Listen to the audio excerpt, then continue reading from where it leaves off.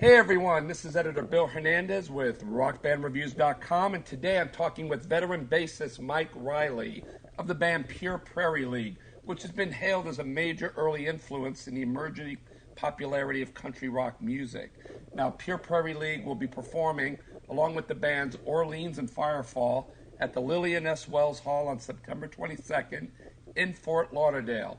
Now, Mike has taken time out of his busy touring schedule to talk with me today, and it's a great pleasure to have you on the line, Mike.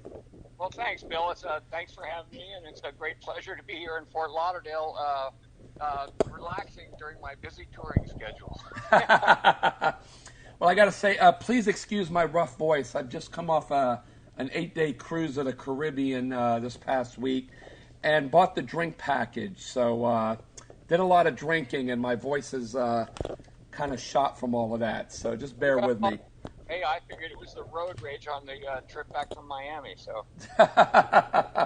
I hear you, and thanks again for your patience and your understanding. Glad to do it, man. It's rock and roll. That's all it is. Yep, that's true, and I'm sure there's so many fans out there that are coming to the show Wednesday night that are as excited as I am to have you, Orleans, and Firefall, along with Pure Prairie League, out on the road again after such a year and a half, almost 2 years of, something that we never thought would have happened in our lifetime. Well, it was a smart man that said you better be able to roll with the punches. So we're all three bands are thrilled to be back out on the road and thrilled to be playing together, and I can guarantee it's going to be one great show. Oh, I can't even imagine. I'm very excited now. Again, the last 18 or so months have turned the world upside down due to the COVID-19 pandemic. Now, during the initial lockdown, we were all sequestered to our homes, and while for some it might have seemed like a prison sentence, where for others it was a great opportunity to spend time, with and reconnect with family. How was the lockdown for you?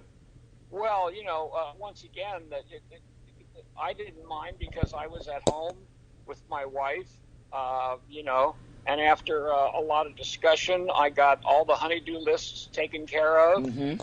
I built a nice little studio in my basement, for rehearsal and recording, and, cleaned out the house just so that, just in case the COVID got me, I wouldn't have to have her cleaning out a whole bunch of garbage. That's true. And I mean, I'm sure as a touring musician that, like you said, the lockdown kind of turned into a blessing in disguise, being that you're on the road usually for months at a time and away from family and not able to do the things that you got done during lockdown. Well, it's a blessing for some, and it was a real disappointment and curse for others. But it depends on how you use your time. And once again, it's when life throws you lemons, you either make lemonade or you pucker up and, so what the hell? You just got to go with it and make the best of it. And I think, for most of the musicians that I know, everybody took that time to get some stuff done that they've been wanting time to have to do it. So once again, it's a mixed blessing for a lot of people. Now, were you and the band maybe keeping in touch during the lockdown and working on new material, maybe with the time you had available to you? Yes, we were. We, what we did, actually, I took a lot of the, we tape our shows every night. We have a 32-track recording unit built into our in-ear monitor system. And so I listened to a lot of shows that we had done in 2020 and 2019 and spent a lot of time putting things together for a live record. And, we talked. We're not so good on Zoom and stuff like that. And, unfortunately. I'm with you on that. We're old guys. Yeah, same here. But, everybody talked every week and stuff like that, just checking up on each other and their families and making sure everybody was cool. And, there are other ways to communicate, and we did that and stayed in touch, and we're just glad to be back out together and enjoying each other and enjoy our music. And it feels kind of fine. It feels really good to be able to get out there and rock and roll. It's amazing what we take for granted, isn't it? Well, we take everything for granted. There's no doubt about it. It's human nature, and right when you get comfortable is when God throws you a curveball. So I'm good with that. Oh, yeah, same here. Absolutely. Now, from what you were just saying, is it safe to say that down the road we'll have a live album coming out from Pure Prairie League? Well, it's safe to say it'll probably be probably be on 8 track, and it'll probably be around Christmas, maybe 2025. So you never know. Now, are there things in the proverbial vault from back in the day that might come out and see some light down the road? There's a possibility. I've been talking with RCA and BMG and Sony Universal Music about trying to unearth some of the stuff that has been kept from us for years, masters, et cetera, et cetera. And, there's a lot of stuff that I think would be very interesting to a lot of people. But, being as things were and now as things are changing, a lot of that is opening up. Plus we've been around 52 years, so I think there's a statute of limitations that has kind of run out, and we're entitled to be able to try to purchase, certain things, and that's what we'll do. Yeah. Now, over the years, have you kept in touch with Vince Gill? Oh yeah, of course. Yeah, yeah we see him in Nashville quite often. We play the Opry, half a dozen or a dozen times a year, and Vince always tries to be the host so he can come up and introduce us and then, play guitar and sing with us. Now, as a bass player, what was it about the instrument that drew you to the bass? It only had 4 strings. Yeah, there you go. I started out trying to play drums, and I went, wait a minute, this is too much shit to haul around. So, yeah. So I went out to Sears and bought a Silvertone bass guitar, Nice. made Dan Armstrong, and it had the amplifier and one speaker in the case. And I taught myself how to play Gloria and a bunch of Beatles songs, and then that was it. I was hooked. Now, you're also a vocalist as well. When you're on the road and touring, is there anything you do to maintain your vocals while you're on the road? Drink heavily. Absolutely. Oh, you would have been great on my cruise this week. No, it's, I'll tell you what, when you, sorry, it must be the COVID. You just cursed yourself with the drink. I did. I wish I had one. No, it's, we try to take care of ourselves, and, we have throat coat tea, in the dressing room and stuff like that, and nobody drinks before shows, and, we try to kind of watch out, especially because we're all getting a little long in the tooth, and, our tolerances have changed, so. Sure.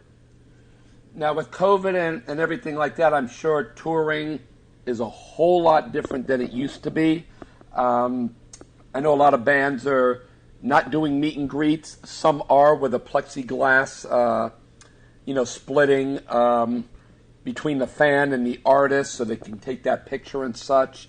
Are you guys doing any meet and greets or anything like that with the fans?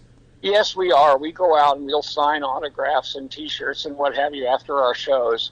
We try not to do too many, group photos with, people hugging and kissing you, and we stopped signing body parts because it messes up the ink in our Sharpies. But of course.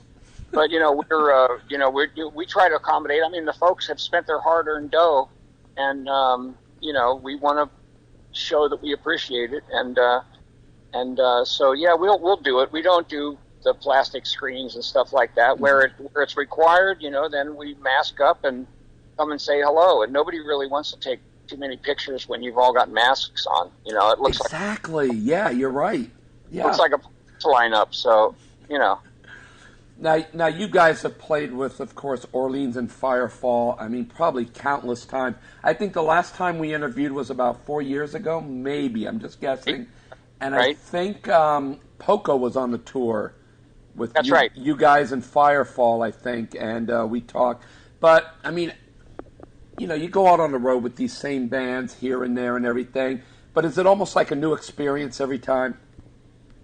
Well, yeah, because it's a different crowd, and how the crowd reacts and responds dictates how the band plays, and I mean, otherwise it'd be just like phoning your part in. So, we enjoy playing with these guys. It's similar, musically, and but not alike. And everybody's got their their thing and their gifts and talents to offer, and we appreciate the other guys on the bill as well as appreciate the fact that we can bring our music to people, and people will still come out and hear us and enjoy it. Isn't it amazing that you look out into the audience year after year, and especially bands from the 60s, 70s, early 80s and such, that you're seeing the three generations of the families out there? Absolutely. Well, that's, that time back at when we all started was the golden age of music, in my opinion. Yes. And the people that grew up, getting to see a lot of those concerts, especially for $5 and $7 in their college days, have brought their grandchildren and their kids, and it's just an amazing thing to look out and see not only the age differentiation, but it's just great to see people that are there and recounting former experiences. Seeing Pure Prairie League, and you see their eyes kind of roll back in their heads, and they're singing the lyrics to all the songs, and even when we play new songs, they're really receptive and appreciative. So, and if they don't know the words, they'll just kind of move their mouths like they do, and it's a great, really gratifying thing. Yeah, it's great because if you're in the crowd and you really don't know a song, you can just go to Spotify or one of these things on your phone and actually pull up the lyrics and sing along. The technology is just amazing these days. Well, there is that. Now if the payment structure catches up with the technology, we'll all be in good shape. Absolutely, I know it's not like the good old days. Well, it's better than the good old days, but still, it's still, the whole thing hasn't caught up with itself. It's a bit antiquated, but we'll get there, maybe in the next 20 years. Mm-hmm. Now, do you miss those days, now that you mention it, of, going to a record company? Because now we can just go on YouTube, or you can use your home studio and basically do it yourself if you're really good at it. I don't miss those days at all. I mean, record companies were, the music business and the music industry are two different things. Yeah. The music industry was built on live performances, and the music business was built on record sales and promotion and how much money they can squeeze back out of the artist to pay for everything.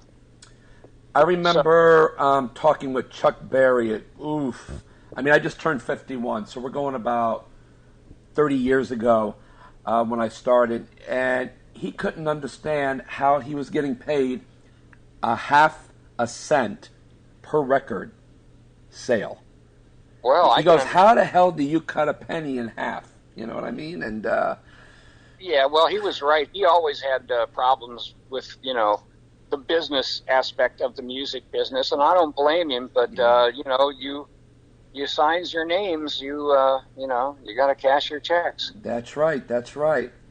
Well, man, Mike, I don't want to take up much of your busy time on your scheduled tour while you're relaxing next to the pool. And I just want to let everyone know again, Pure Prairie League, Orleans, Firefall, this Wednesday, only 2 days away. Tickets are still available, not a lot, but they're still available, and it's going to be at the Lillian S. Wells Hall, otherwise known as the Parker Playhouse, this Wednesday, September 22nd, here in Fort Lauderdale. And you've probably played Parker Playhouse before through the years. They just completely 150% redid the whole entire building. So this is going to be my first time in this building since it's been redone. So I'm really excited, not only by the triple threat of acts that are performing there on Wednesday, but seeing this brand new building that's been redone. Well, they did a tremendous job, and we're only the second show since reopening, so we're thrilled to be a part of that. And it's going to be the room sounds great. It's going to be a great show, and people will get more than their money's worth. I guarantee that. Excellent. On that note, thank you again, Mike, for taking time out and talking with rockbandreviews.com today. We'll be at the show, and wondering if there's any way we can bring a guitar that we'll provide that maybe Pure Prairie League, and if we can get the other guys on it, all three bands, to benefit disabled American veterans, we'd like to take it and give it to the charity auction. We would be honored. We do a lot of stuff for DAV, and we're more than so we're more than happy to do that, and we'll look forward to seeing you at the show. Okay, great. I'll hit you up beforehand. You just tell me where to drop it off at, and we'll do that. Well, after sound check, just come back and bring it back, and we'll say hi, and we'll get the guitar and get it taken care of. All right, great, Mike. All right, great. Man. Enjoy your relaxation, and we're ready to rock tomorrow. Right on, man. Well, thanks for having me, Bill. It's good to talk to you. Later, Mike. Take care, pal. Bye-bye.